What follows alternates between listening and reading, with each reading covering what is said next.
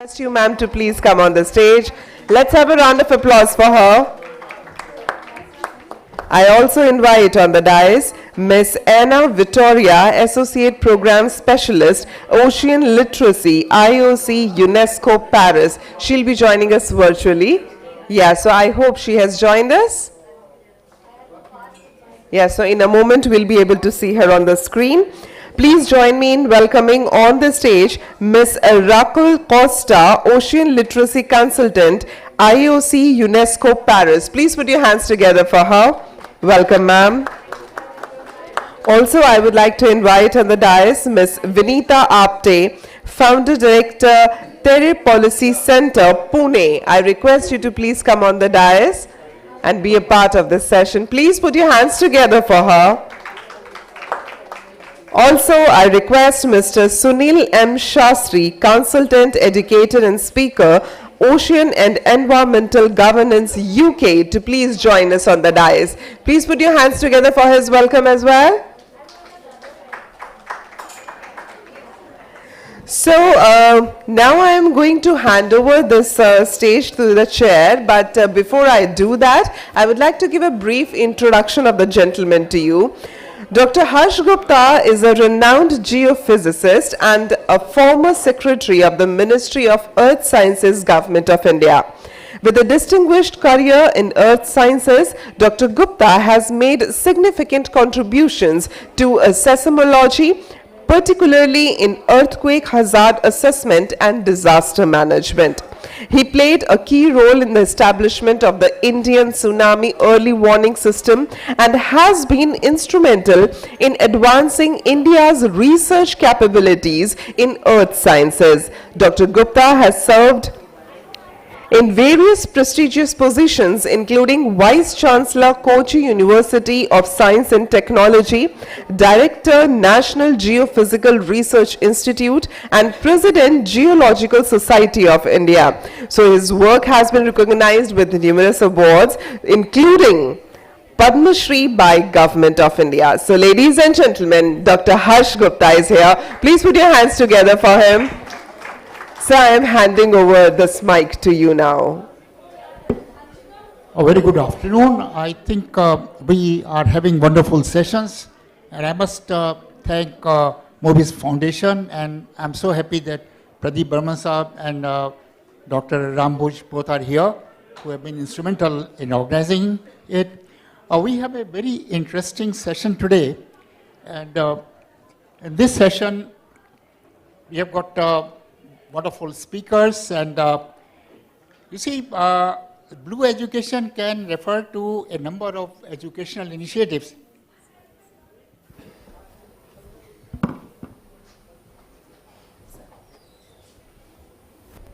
So Blue education can refer to a number of educational initiatives that focus on ocean, its role on society and sustainability. And here, if you look around, you look at Antarctica. Antarctica is melting. It holds almost 80% of fresh water. If Antarctica melts, the sea level will go up by 20 meters. Then we are familiar with ocean acidification, which is extremely serious. We also heard yesterday the plastic waste, which is destroying our ocean. And then there are situations that the aquifers, freshwater aquifers, in the immediate vicinity of sea coast are getting impregnated with the saline water. So these are various problems that we need to handle. And I have a wonderful group of people with me who would be addressing various problems. What I decided to do is to talk about a situation that we had on 26 December of 2004, the disastrous MW 9.2 earthquake, and that created a tsunami which killed around 250,000 people in South and Southeast Asia. So this slide just tells you something about the earthquake magnitude, because very often we don't realize what these magnitudes are. So typically a magnitude 6 earthquake releases energy equivalent to a Hiroshima kind of bomb.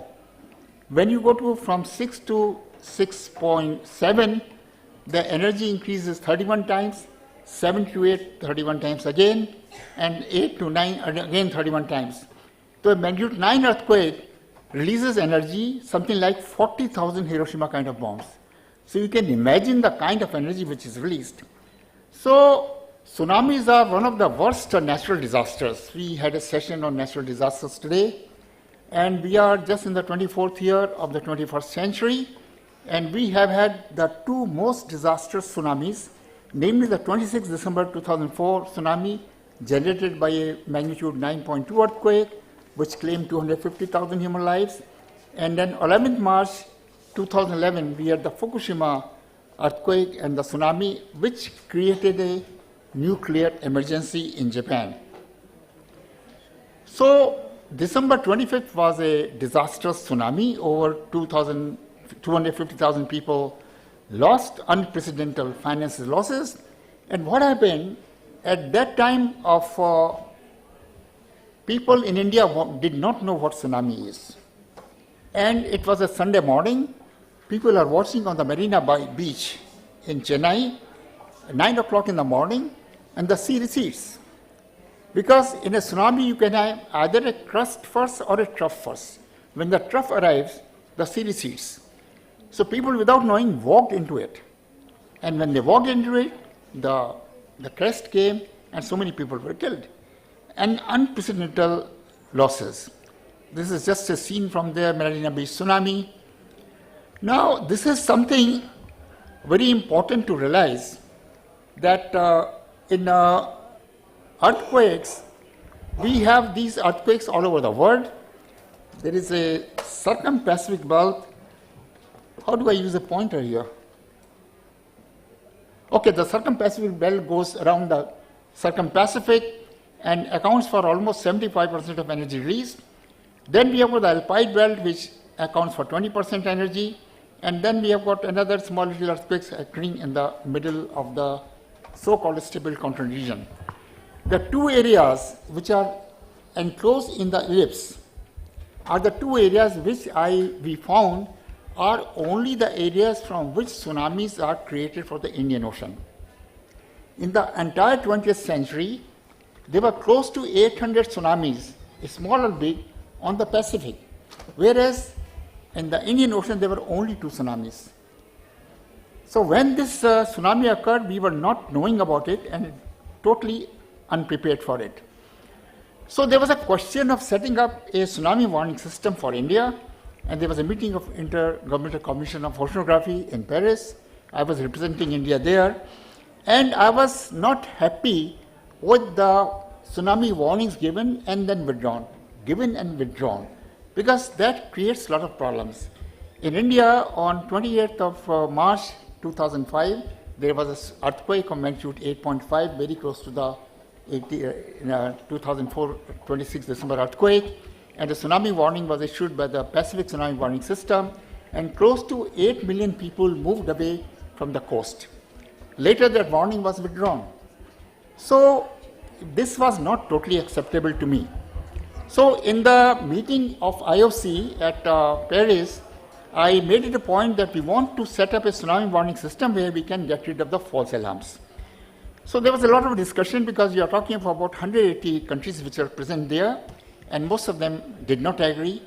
Anyway, the president was very kind. He said that you take 2 weeks' time, and when Dr. Gupta is telling, if you give another example that there are tsunamis created by another source, we'll agree to it. So that led to the second meeting of in Mauritius, and they said that there is no other source other than these 2, and it was said that it is recognized the unique tectonic plate structure of the Indian Ocean, that are primarily 2 tsunami zones that could affect the coastline of Indian Ocean, namely the Indonesian tsunami zone and the Makran coast zone. So we set up a tsunami warning system for the India, where we have planted ocean bottom pressure recorders in the immediate vicinity of these earthquake zones. So what happens after the earthquake occurs, it is located within a minute's time. But whether this earthquake has created a tsunami or not is not known till the tsunami reaches a tide gauge. By plotting these things, we are able to tell that this is happening, And this has resulted in our creating a world-class tsunami warning system, which was done in just 28 months' time. And you see, this is an example of 2nd March 2016, where Indian tsunami warning system said that there is no tsunami, whereas other systems said that there was a tsunami warning, which was later withdrawn. So this is, in a nutshell, the three components: risk assessment, detection, warning, and dissemination, are awareness responses. So this system is working wonderfully well over the last 18 or 19 years. And imagine that a country which did not know what a tsunami is succeeded in setting up a tsunami warning system, which is helping the entire Indian Ocean rim countries, because we are issuing those responses, those advisories which are taken there, and now it is considered to be one of the best tsunami warning system. So it is just one aspect of the earthquakes and hazards and tsunami which I dealt, but I'm sure that my colleagues will take up many other things. Thank you very much.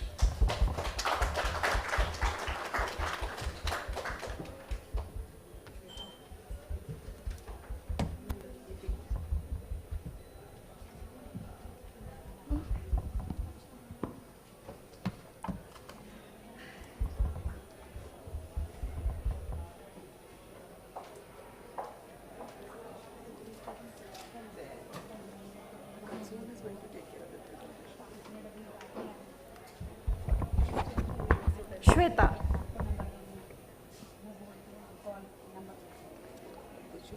Here. Good afternoon, everyone.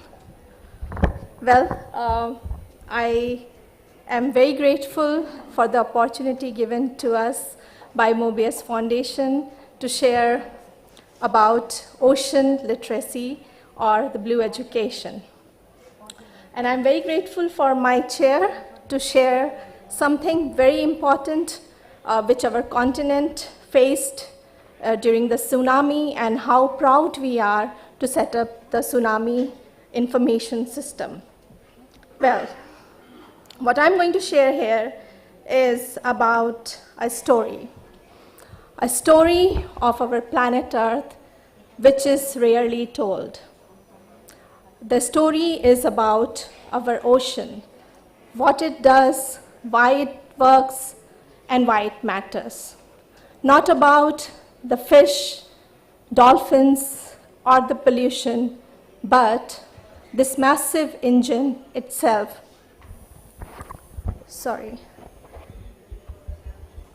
That how it has influenced animals, weather, humans, and the culture.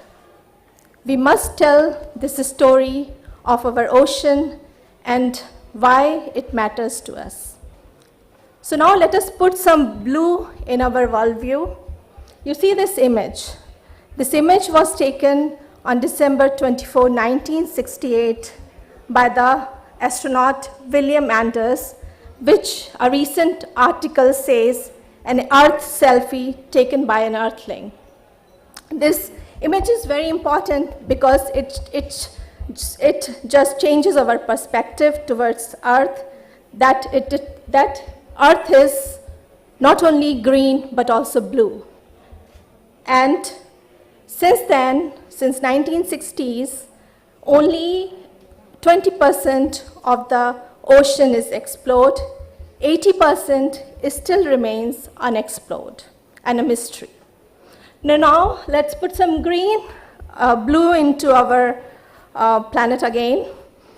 Our planet is, of course, both blue and green, and this image changes again our perspective. This is, let us look at this image from a map maker Spilow's point of view. This presents the seas and the ocean, 70% of the Earth's surface, as a unified body of water. This visual reminds us the importance of our ocean in our lives. Very important image. Now, why there is a need for ocean literacy?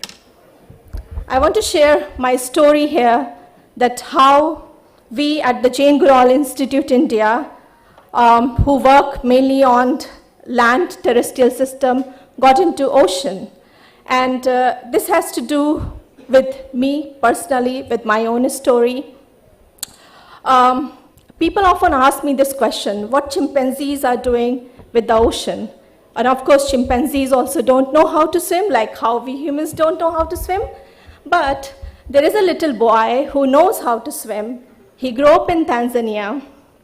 That little boy, who was then 8-year-old, is my son, who just turned 12 a few days back. And some of you know that I lived in Tanzania with my family, and I moved back to India. So when I moved back to India, this little boy who learned swimming and was swimming in the ocean forced me to go to the beach where currently I live in Pondicherry to explore the ocean. But when he went to the ocean, he saw the ocean which was totally opposite what he grew up in Africa. It was full of pollutants, full of sewage, and also he has experienced a dead olive Ridley sea turtle on the beach for whom people were taking selfies. And that was a moment this little boy turned to his mother and asked some serious questions. He asked, "Mama, why don't you do something for it?" And his mother, who had absolutely no idea what he was talking about, what she can do for ocean. So the mother went back.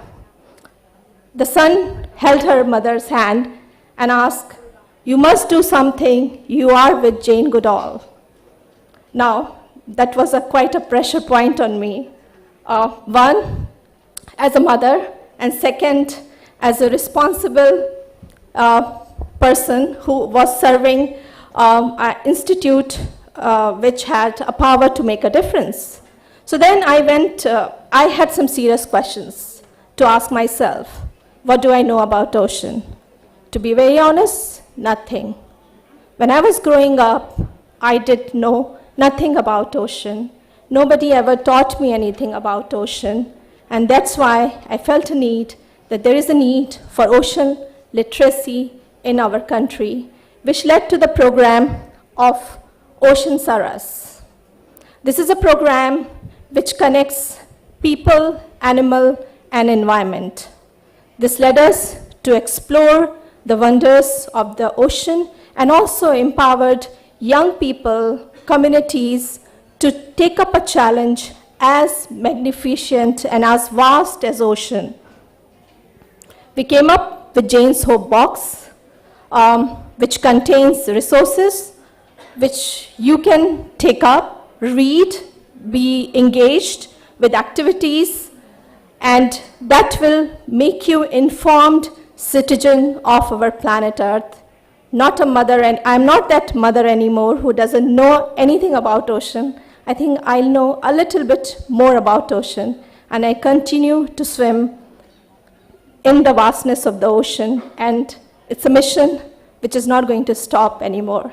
Thank you so much.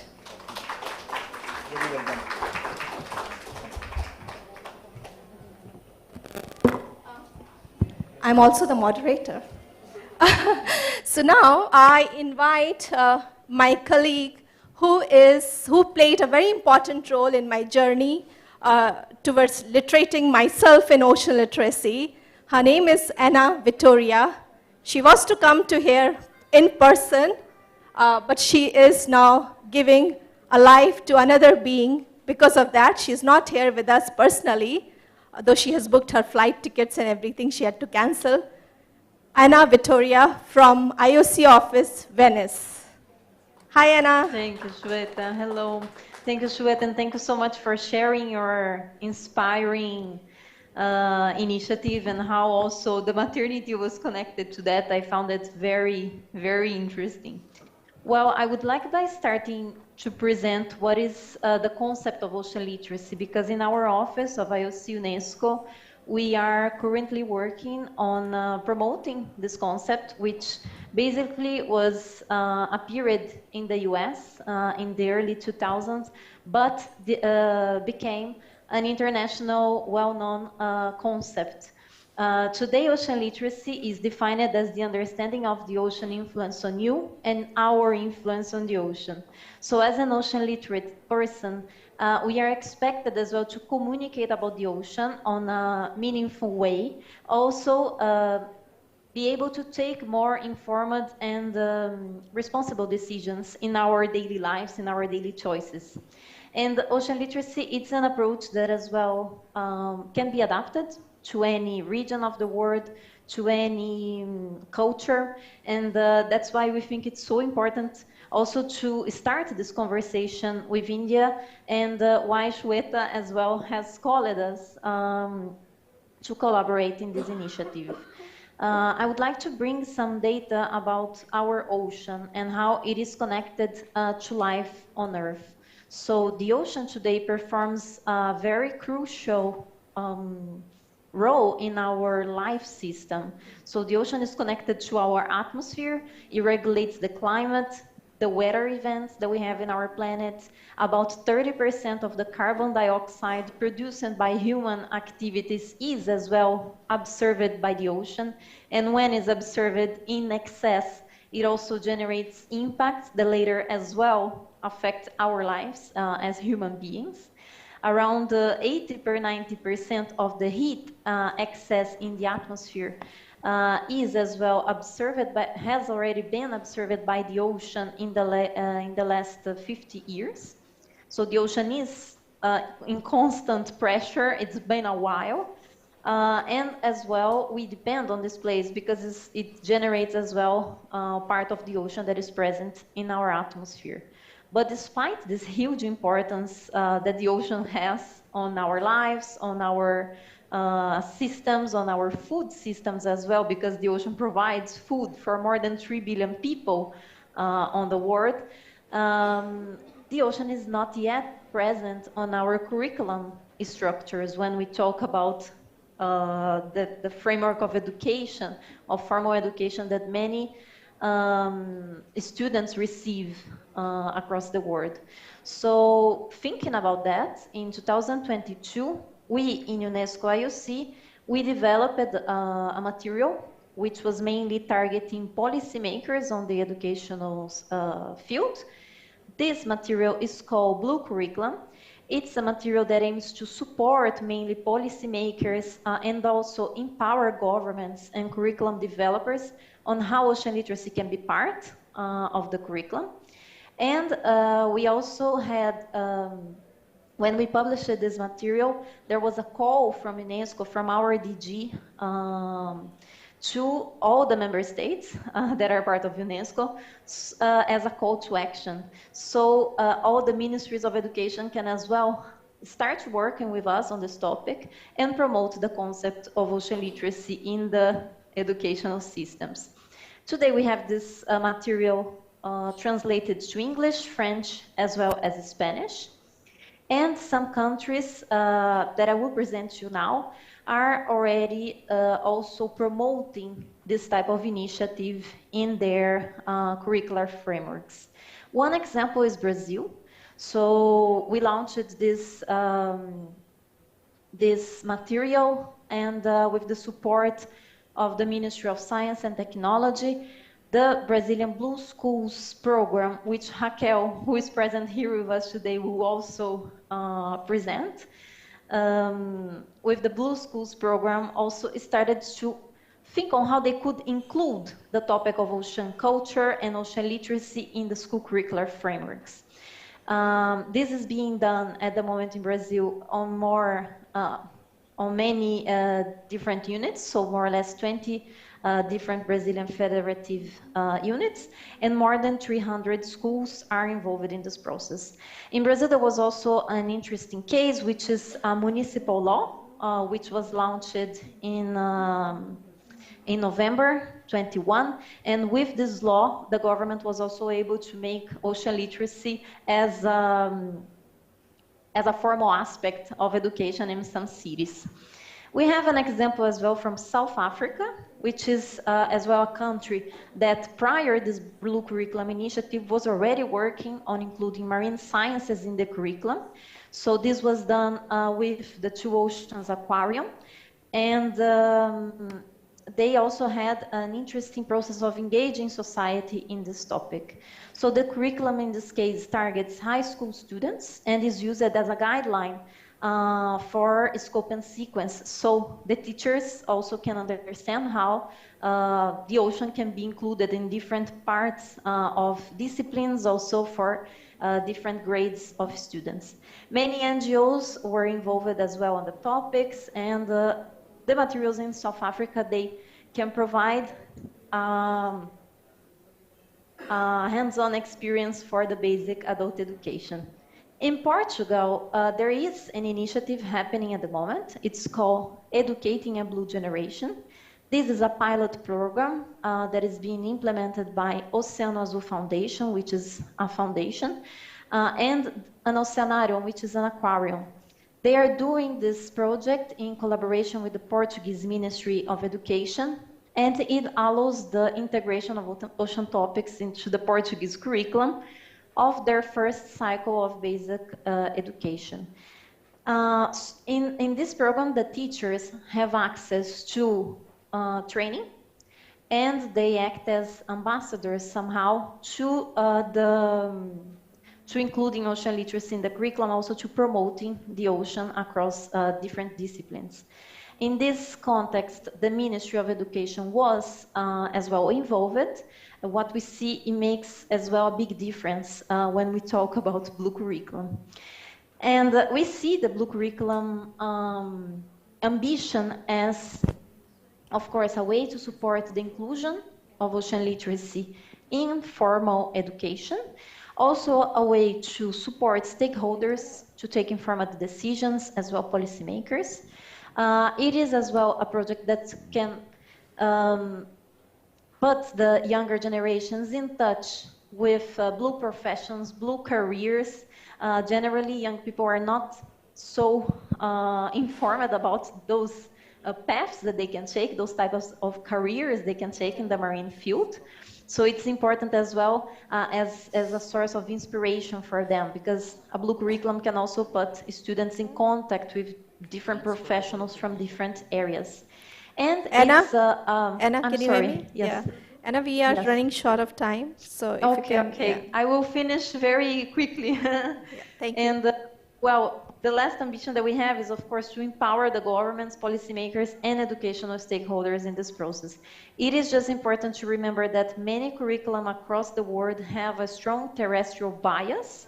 So the curriculum very often provides examples just from the land field. For example, just plants create oxygen, or etc. So it's important also to bring more examples of how the ocean can be present in all the disciplines, as well the artistic ones or sports, and etc. So I welcome you all to read our material, and I hope you also understand from Raquel, who is present with you today, how the Blue Curriculum is as well connected to the Blue Schools movement, and how we are supporting the ocean to become more and more present in informal educational systems. So thank you very much, and I'm sorry that I had to cut a bit my presentation, but I will share my materials with you as well, and I hope to stay in contact for promoting Blue Curriculum in India. Thank you so much. Thank you, Anna. It was wonderful. And with that, I also want to announce that IOC UNESCO is organizing Ocean Literacy Dialogue Mumbai with Dr. Jane Goodall in person in Mumbai, 16th of November this year, and you're welcome to participate in that. Now I welcome Raquel Costa, who is the founder of Blue School Network, and also working with IOC UNESCO.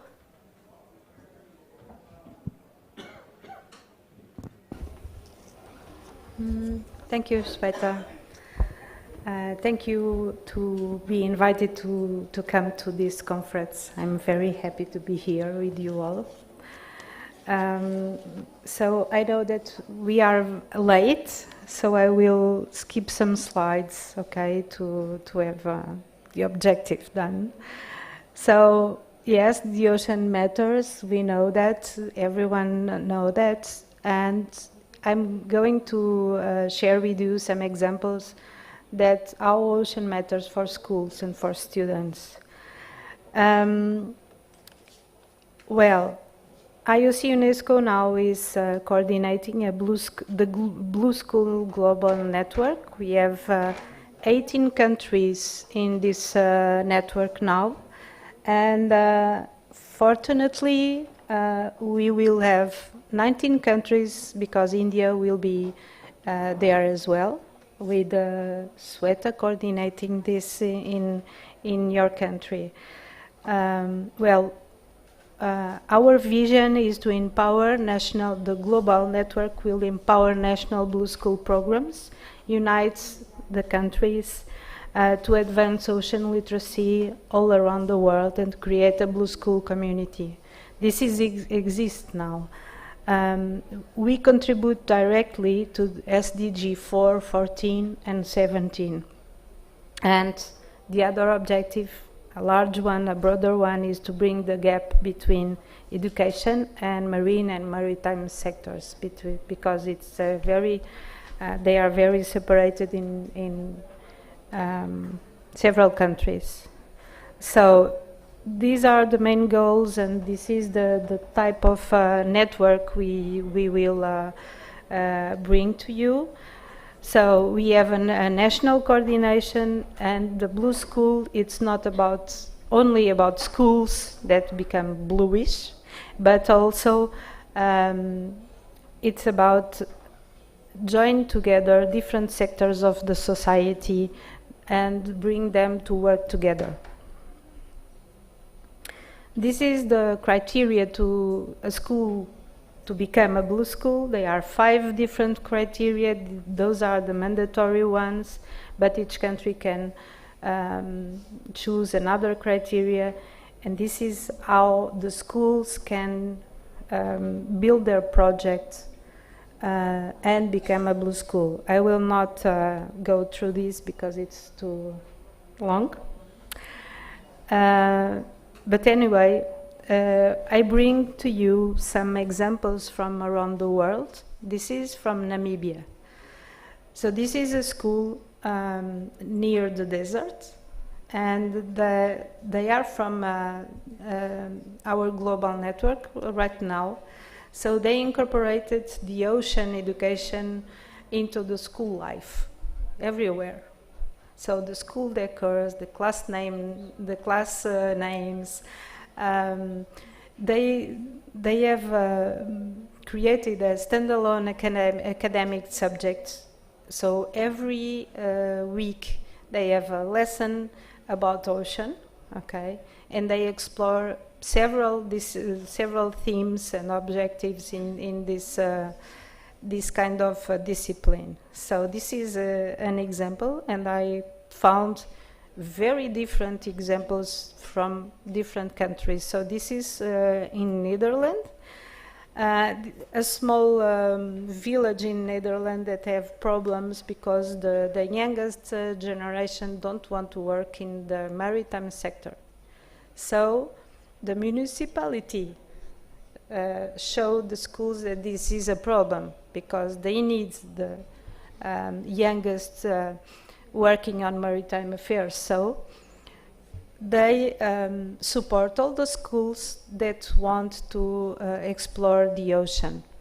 Okay, so they give support, like logistical support, and they invite the parents to go to the schools and go to the events, and they work very near all the maritime sectors. The maritime sectors go to schools and do some workshops with students. Other different different example from Portugal, the country that found the founder of the Blue Schools. We decided to have a Blue School Day. The Blue School Day is 19 May. So in this day, all schools from the network will do the same activity at the same time. So this is an example. They build in several schools, they draw and they paint a mural. So in this day, they launch to the community these paints in the schools.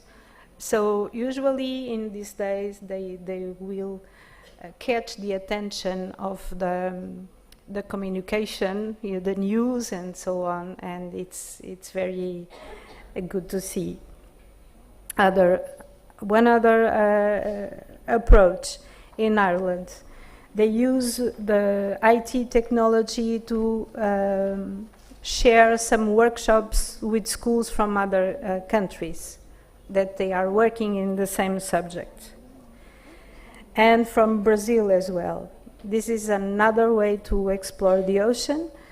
This is a specific case that students are dealing with the Blue School project in their schools and not the teachers.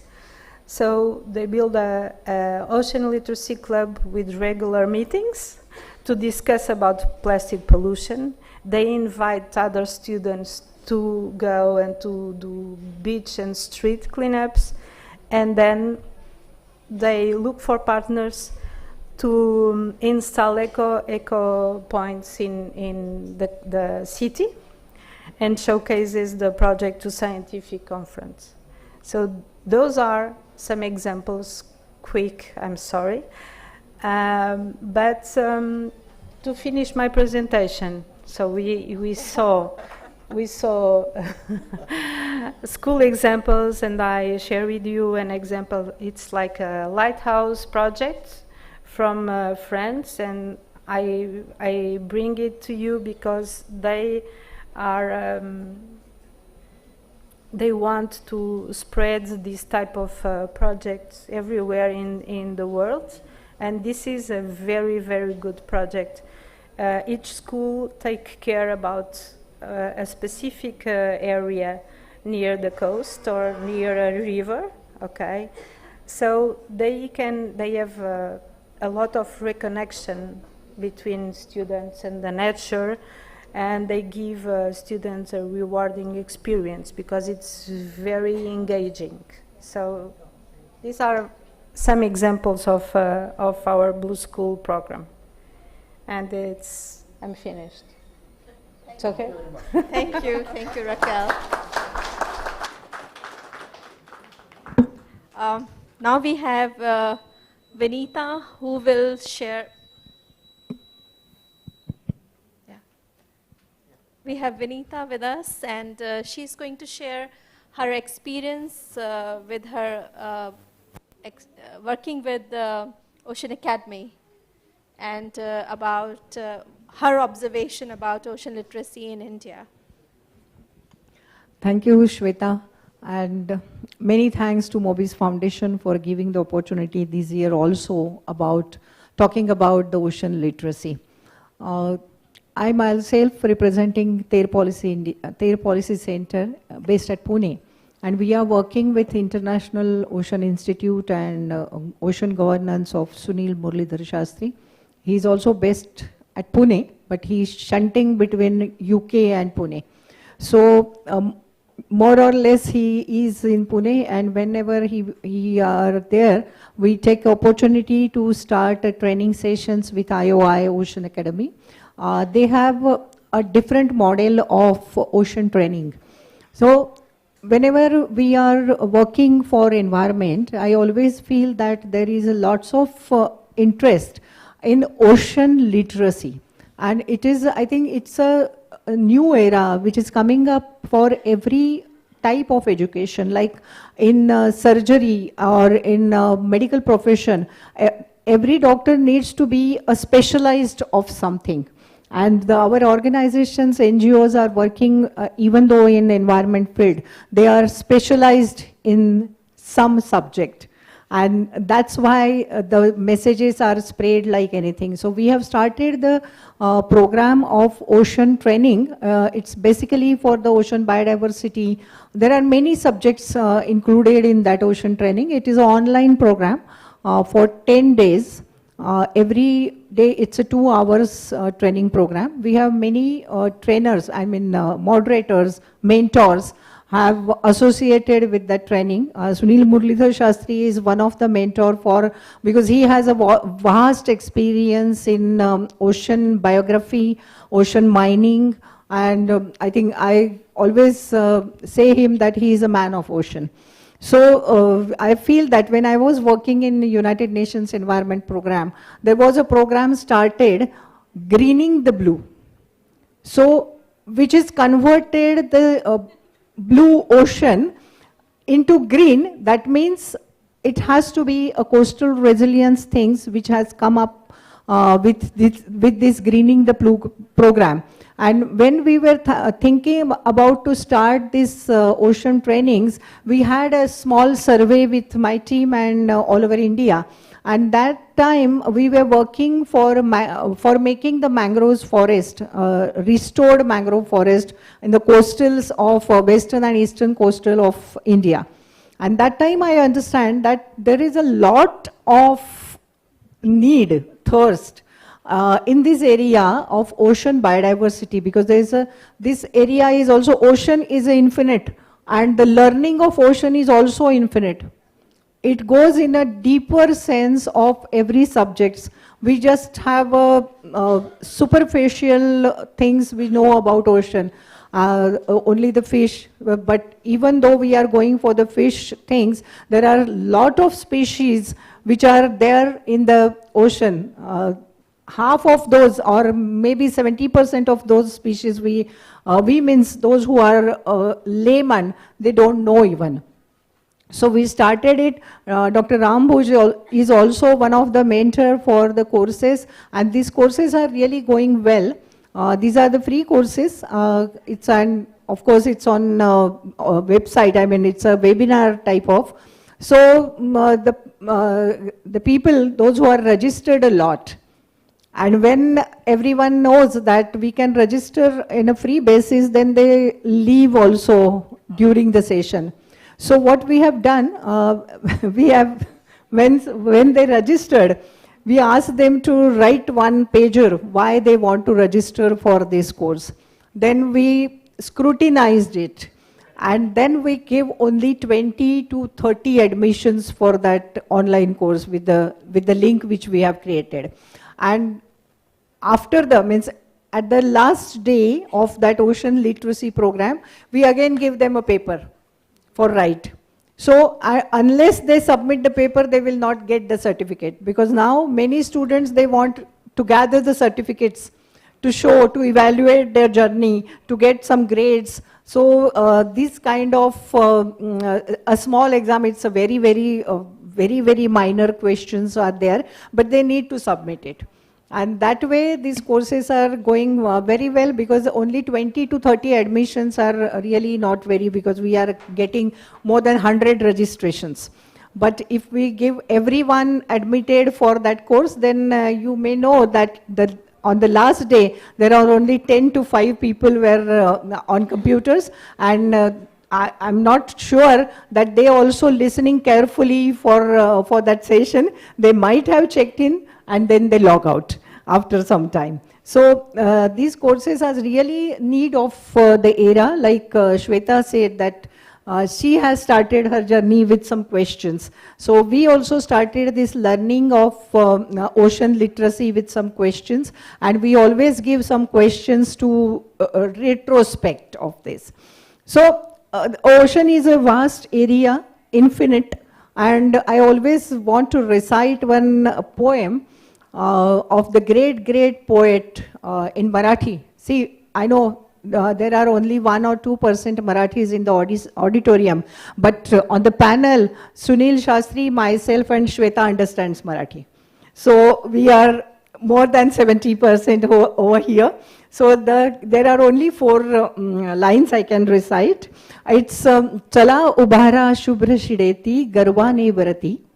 चला उभारा शुभ्र शिडेती गर्वाने वरती कथा या खुळ्या सागराला अनंत मुची ध्येयासक्ती अनंत अनाशा किनारा तुला पामराला किनारा तुला पामराला. So it means let's raise the white ladder very proudly above the open sea, because the stories means our stories are infinite and the shore of hope has reached to you.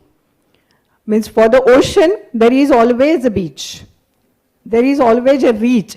But for us, for getting knowledge, for getting education, there is infinite we can take from the ocean. So that's the thing. And lastly, I always feel that ICSE, like last year I have converted ICSE in some different thing. This year also, if this is a conference like International Conference for Sustainable Education, I feel for this session and for the future sessions, it has to be incorporate coastal sustainability into education. Thank you.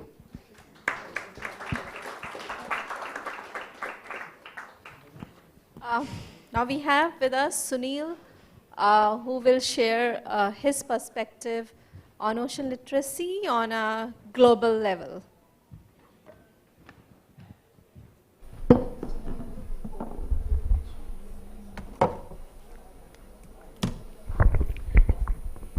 Good evening. Thanks again, Mobius Foundation, for having me here. I'm absolutely delighted to be speaking in front of you. I'm a creature of habit. I've spent all my life university lecturing, so I can't speak unless I'm standing. So, as we say in England, now to something completely different. So, and actually, Dr. Gupta has demonstrated that in the beginning. And when I went first to England in the early 80s, I came across this management speak phrase called VUCA. And it says we live in a VUCA world. Didn't know what it was, but it turns out that we live in a world that is volatile or vulnerable. It is uncertain. It is complex and it is ambiguous. Now, as coincidence will have it, I also got married around the same time. And that describes the marriage also, you know. So that's, but then, you know, this is a vicious circle. But we want to turn that into a kind of a virtuous circle. So how can you change the VUCA, a vicious VUCA, into a virtuous VUCA? And that can be done through vision, understanding, clarity, and agility, being fleet-footed. So you want to be quick, then you can do stuff, you know. And this relates to ocean literacy, it relates to education awareness, it relates to education and training, which is all I have done through my career of almost 45 years or so. Now, you have now changed this into thing. Now, I want to make another point, but before I make that point, I want to tell you a story, or a joke maybe. So, if you laugh. So, the Dalai Lama goes to a pizza parlor, and he goes to the parlor and stands there, and a young man comes across, and he says, what would you like, sir? And he says, make me one with everything, you know, in his sort of philosophical tongue-in-cheek way. So this man delivers him the pizza, and he says, that will be $13.99, sir. So he gives him a $20 bill, and waits for a bit to get a change. Doesn't get the change. So he said, okay, he's busy, let me finish eating my hot pizza, and then I'll come back to him for the change. So then he finishes his pizza, and says, young man, what about my change? And he says, sir, the change must come from within. And that's the purpose of education. The change has to, the change has to come from within. And that has got to be the sheer purpose of education. That's the only purpose of education. The change must come from there. So, now, if you open my website, oceangovernance.org, it's there somewhere around there. If you open my website, the landing page says that our whole thinking must change. And the second line says, and the change must come from within. And the third line says, each one of us must be an agent of change. And the fourth line says, we must do the right thing because it is the right thing to do. Okay, so those are all extremely important as far as education is concerned. So what do we think about when we say our whole thinking must change? So our narratives must change. What has happened in the past? For hundreds of years, we have said that the ocean is too big to fail. You remember 2008, when the banking crisis happened, and the big banks were too big to fail. They had to be bailed out. Yeah.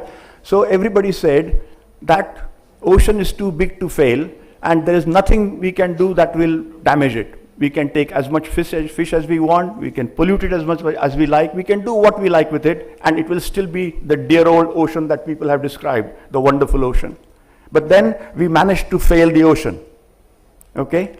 So then the recent narrative, after we managed to fail the ocean, it said, now we must do something to fix it, to do something good about it.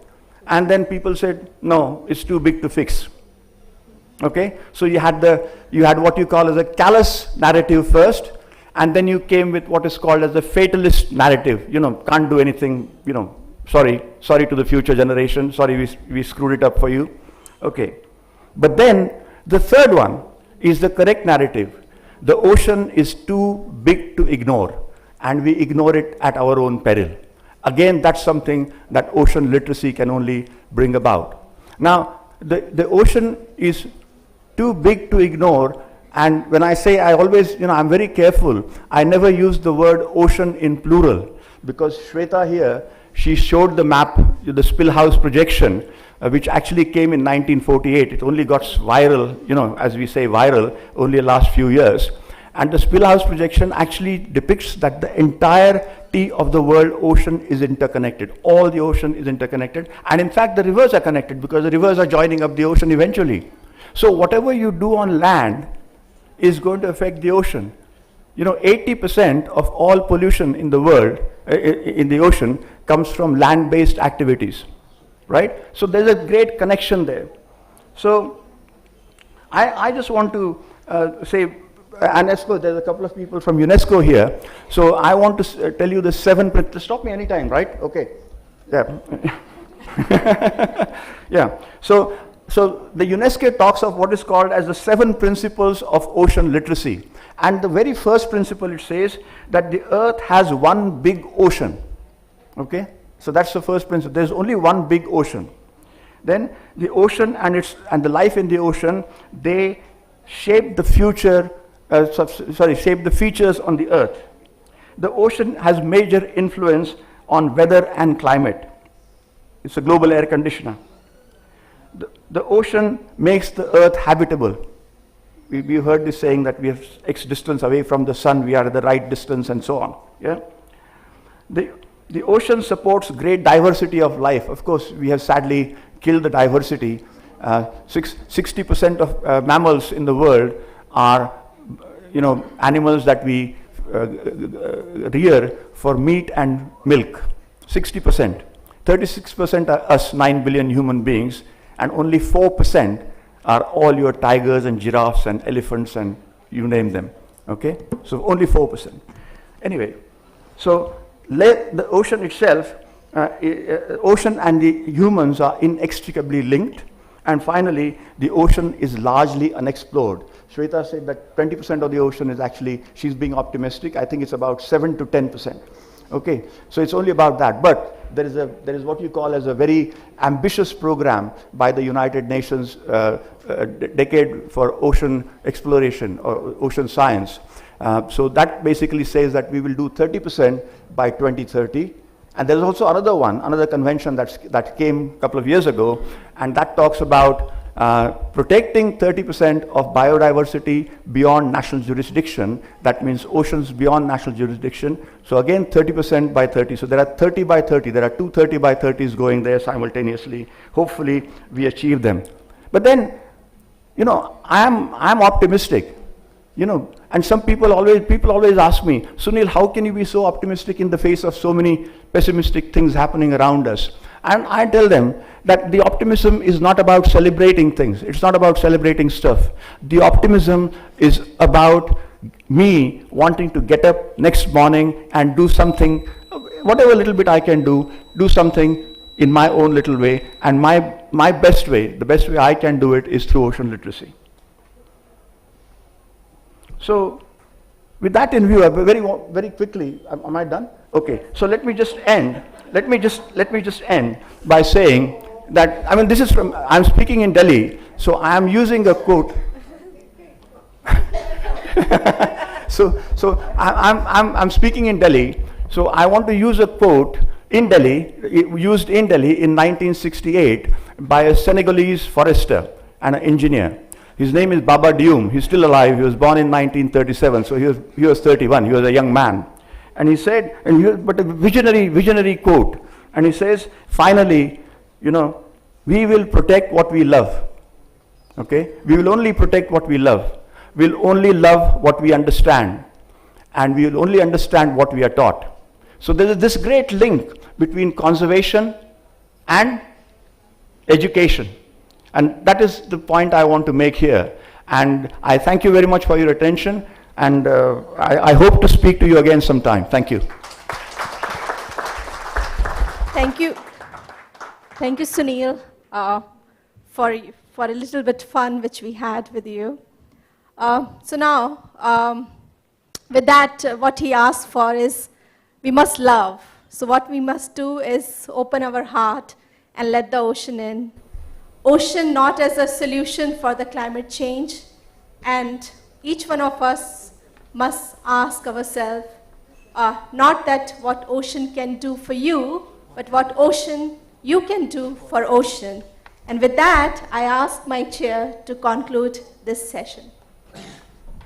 Well, I think we have had a wonderful session. I must thank all the panelists who did an excellent job.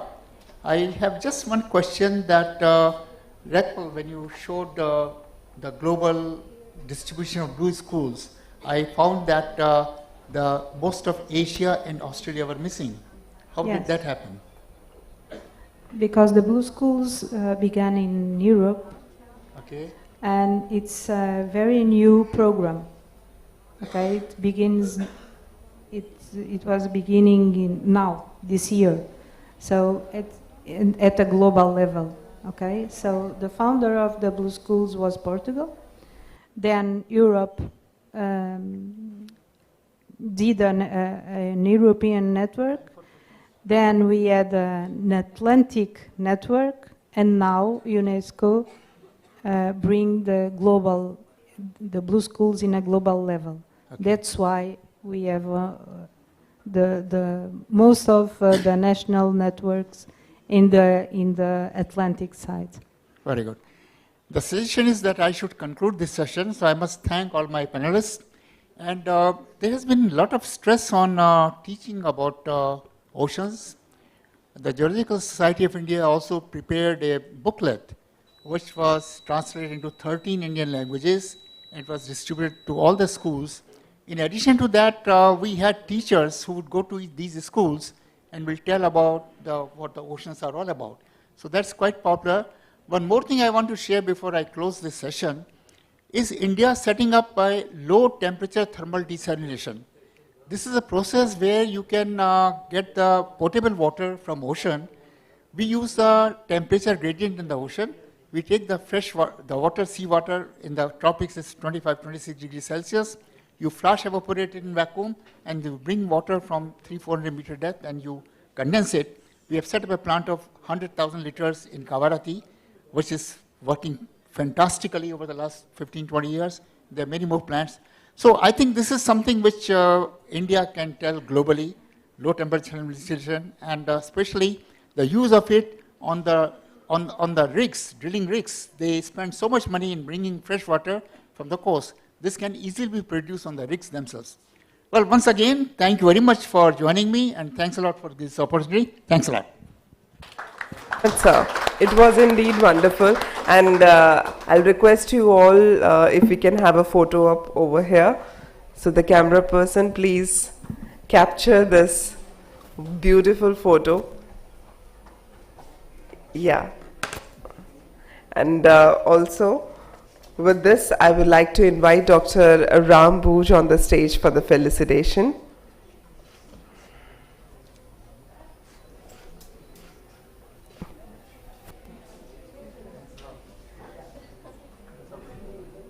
We would like to present some mark of remembrance to all our dignitaries.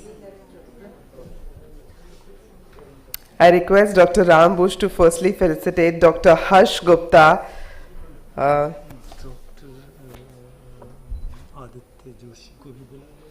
I request Dr. Aditya Joshi as well to please join us on the stage. Dr. Aditya Joshi, yes sir, please join us. It's such a moment.